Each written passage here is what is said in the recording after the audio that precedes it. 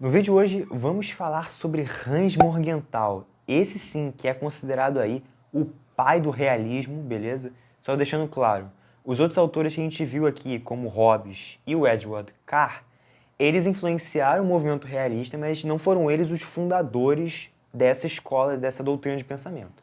Quem foi mesmo o grande nome, digamos assim, foi o Hans Morgenthau. E que, aliás, o realismo clássico é uma das correntes mais mainstream dentro das relações internacionais, ou seja, é a corrente mais utilizada por analistas, especialistas em geopolítica, para analisar aí os conflitos mundiais. Meu nome é Matheus Manuel e você está no canal Olhar Global, então bora pro vídeo.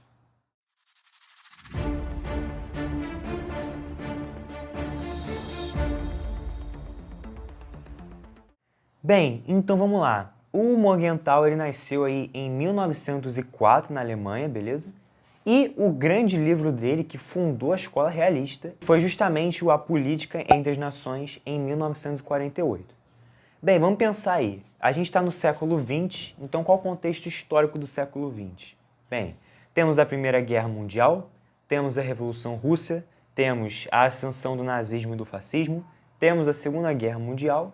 Então, assim, muita coisa estava rolando e principalmente guerras. Então, esse é um ponto interessante. Várias guerras estavam rolando nesse período. E, em 1948, vamos pensar aqui, a Segunda Guerra Mundial acabou em 45, então ele está escrevendo ali 3 anos depois da Segunda Guerra Mundial e, após ele ver todos esses conflitos, bem, já que ele nasceu em 1904, ele vai tentar criar uma teoria para explicar o porquê que as guerras surgem. Por que os estados eles foram lá e invadiram uns aos outros? Por que eles criaram a bomba atômica? Enfim, por que criaram vários dos armamentos que a gente até hoje tem? E a resposta para ele vai ser justamente o poder. Então, essa é a palavra-chave para ele. Se você pensa em Hans Morgenthau, existem 3 palavras que eu diria que são fundamentais para você entender o pensamento dele e o que basicamente os analistas hoje também analisam que é sobre a ótica do poder. O primeiro é o poder, o segundo são os interesses nacionais e o terceiro é justamente a questão do equilíbrio entre as potências, beleza? Essa aqui é a tríade, eu diria que é a tríade dele para você entender o pensamento todo. Vamos começar pelo poder. Para ele, diferente do Kant e do Kant e do Wilson, né, do Woodrow Wilson, como a gente já viu nos outros vídeos, ele vai defender que o poder é a base de tudo, o poder é a essência, o poder é a vida. Tudo é poder. Todas as relações de política, de economia, de qualquer tipo, mas principalmente de política, são moldadas pelo poder, beleza? E aí ele vai falar também aí dos interesses nacionais, que é o segundo ponto. Por quê? Ele vai entender, assim como o Hobbes, que o ser humano, o ser humano é um ente egoísta, ou seja, ele faz tudo pensando nele, ele não está pensando para ajudar o próximo, para poder fazer caridade, porque existe uma moral maior que faria com que essa pessoa pudesse ajudar os outros, beleza? Ele não está pensando nisso, até porque ele viu que na Guerra Mundial o que menos tinha era cooperação. Só cooperação entre os estados e só existia porque tinha interesses econômicos, beleza? Então, por exemplo, a própria questão das potências do eixo, que era Japão, Alemanha e Itália, eles só se uniram justamente porque era o eixo das ditaduras, beleza? Então a gente tinha lá o imperialismo japonês, com o ditador lá japonês, com a Alemanha o Hitler e o Mussolini na Itália, beleza? Então você vê que tem todo o interesse por trás.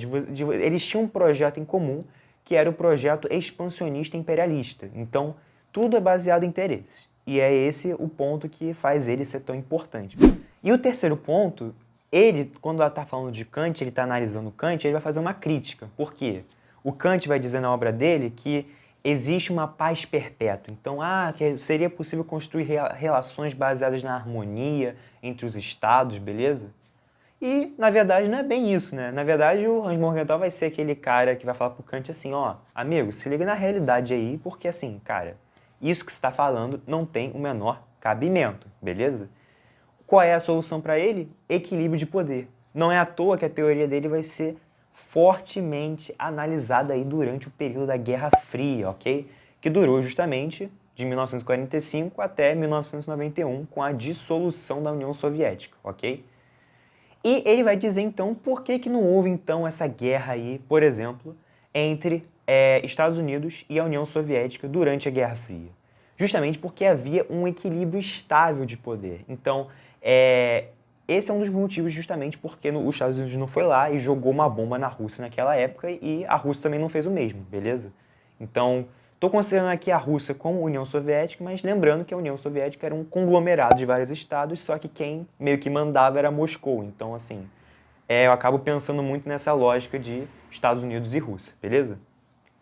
Mas enfim, e nesse sentido a União Soviética também tentou aumentar suas áreas de influência, mas não era uma guerra efetivamente, por isso o nome Guerra Fria. E é justamente essa a correlação de Hans Morgenthau, por exemplo, com a Guerra Fria, porque ele vai dizer o que é possível é nós temos uma paz provisória, ou seja, uma paz possível. E como a gente chegaria nessa paz? Chegaremos justamente com um equilíbrio de poder entre as potências, que foi o caso aí dos Estados Unidos e União Soviética, e a princípio não houve nenhuma guerra entre os dois países, né, um conflito direto ali, beleza?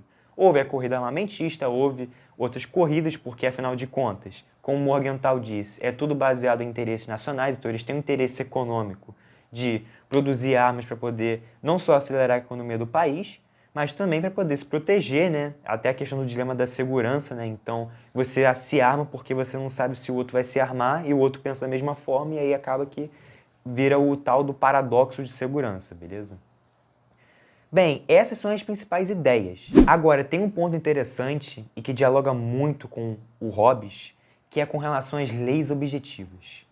Mas, Mateus, o que seriam leis objetivas?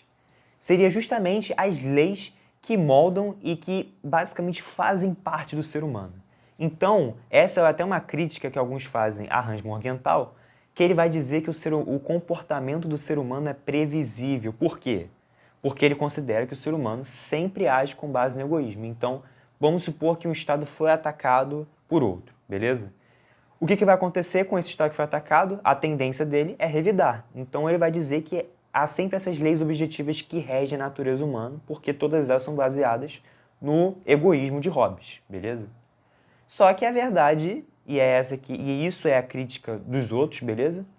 Que nem todas as ações humanas são previsíveis, beleza? Então, por exemplo, a gente pode ter, como é o caso das Coreias, um país que do nada começa a mandar um bando de balão com fezes para outro país, entendeu? Uma coisa que, assim, é impensável, porque chega a ser até meio infantil, né? Tipo assim, ó, não gostamos de vocês, vamos botar um balãozinho.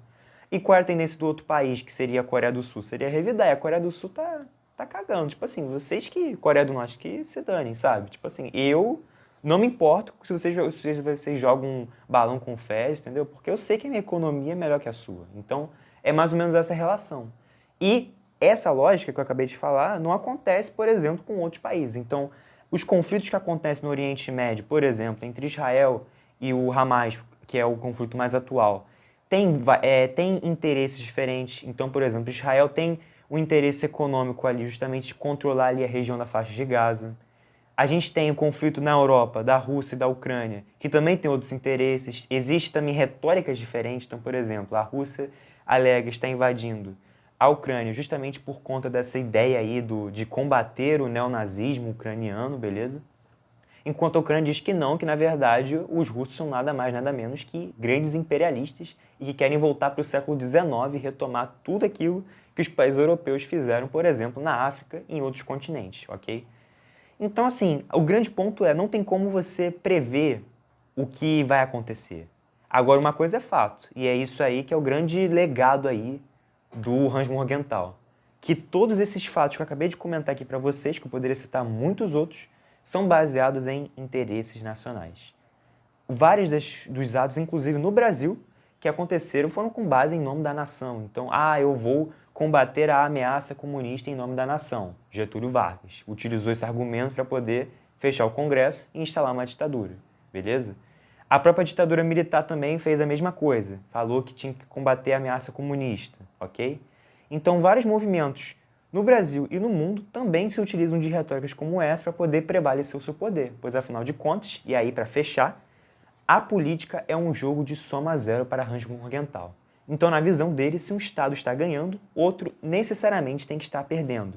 Que é, por exemplo, o caso de guerras, de conflitos. Então, lembra que ele está ali no contexto de guerras. Então, ele viu muita guerra e viu muita gente ganhando e perdendo coisas, né? No caso, a Alemanha que mais perdeu aí, né? Como uma grande perdedora de tudo isso. Porém, claro, a gente sabe que nem tudo na vida é tão objetivo e óbvio assim, né?